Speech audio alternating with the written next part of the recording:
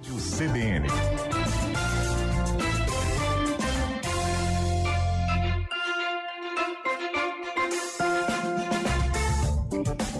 Três horas e 47 minutos. A gente fala agora sobre segurança pública, porque crescem os números de furtos de celulares aqui no estado de São Paulo e, em contrapartida, o número de roubos acabou caindo.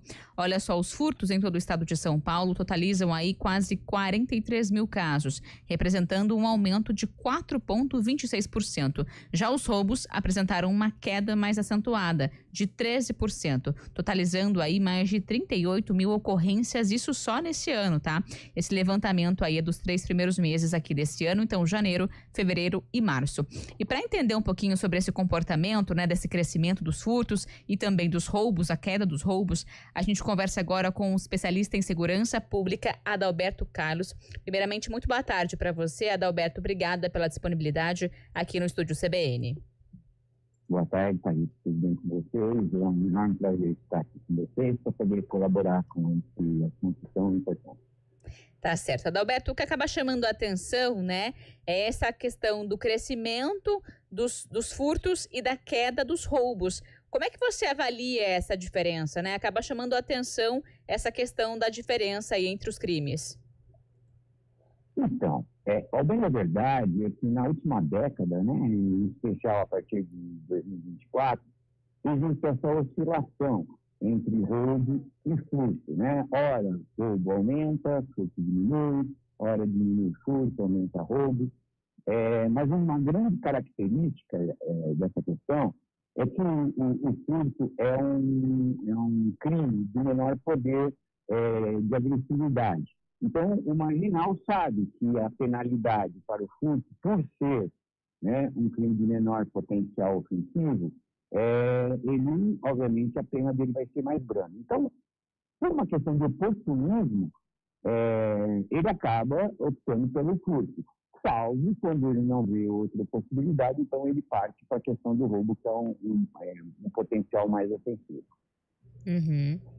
E aí, a diferença realmente, em resumo, é essa questão da pena, né? Que acaba sendo uma pena menor no caso do furto. Que a gente lembra o pessoal de casa também, para quem está nos acompanhando, né, pela rádio, é aquela questão da pessoa não ter ali sobre grave ameaça, né? Não entregar o aparelho ali sobre grave ameaça, né?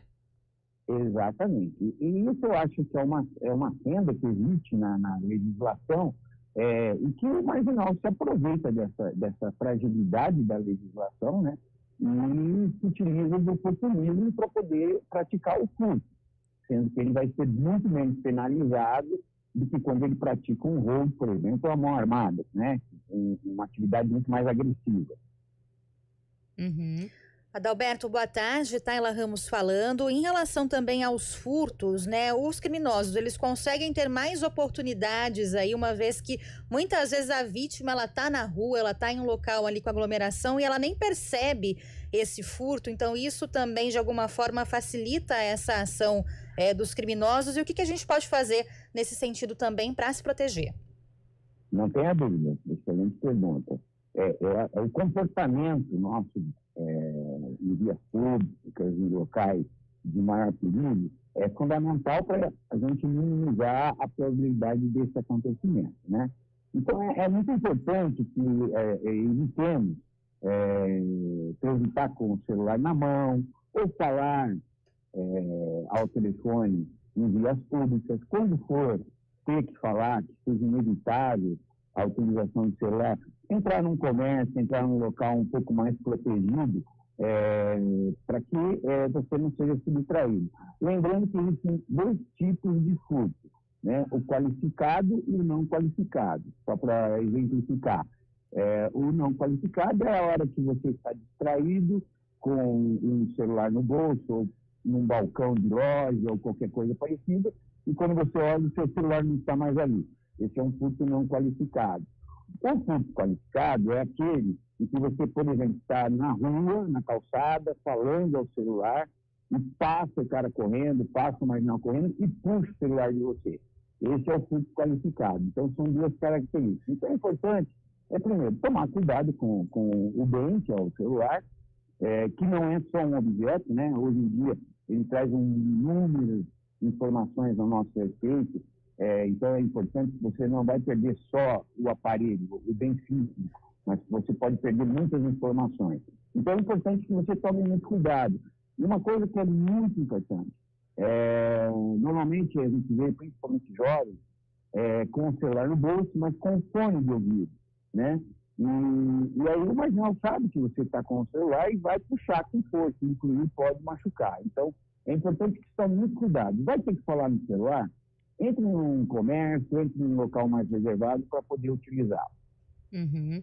E Adalberto, além, claro, aí dessas recomendações que você acabou passando pra gente, é importante também como é que você avalia a questão do seguro do celular, né? É uma boa opção para poder investir. A gente teve recentemente também aquele serviço disponibilizado pela Polícia Militar, também através do Google, para poder permitir ali o bloqueio da tela do aparelho. É importante também a pessoa se atentar a esses serviços disponibilizados para o pós, né, de um furto, de um roubo, além, claro, dessas recomendações aí básicas que a gente chama, né, praticamente aí no dia a dia na rua.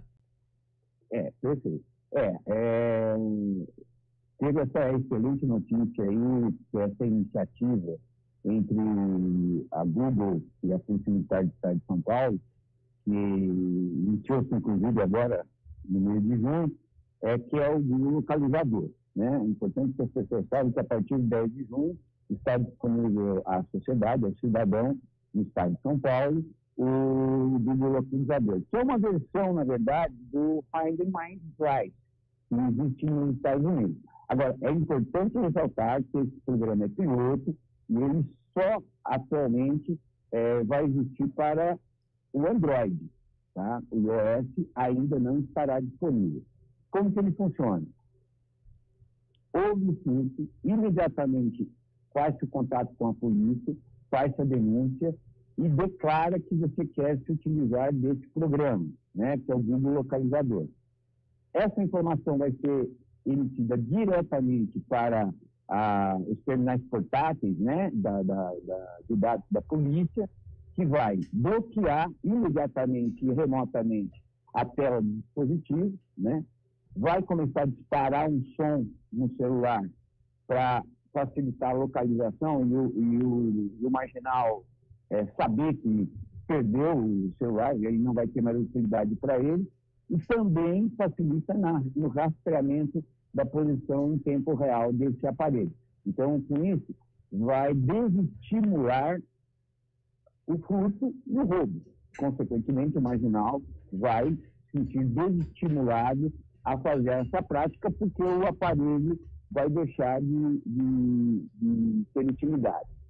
Agora, uma observação muito importante também é que, se na medida do possível, lembrando novamente que não é só a perda do bem material, do equipamento físico, existem as informações, dentre elas, inclusive aplicativos bancários e outros tipos de aplicativos de ordem pessoal.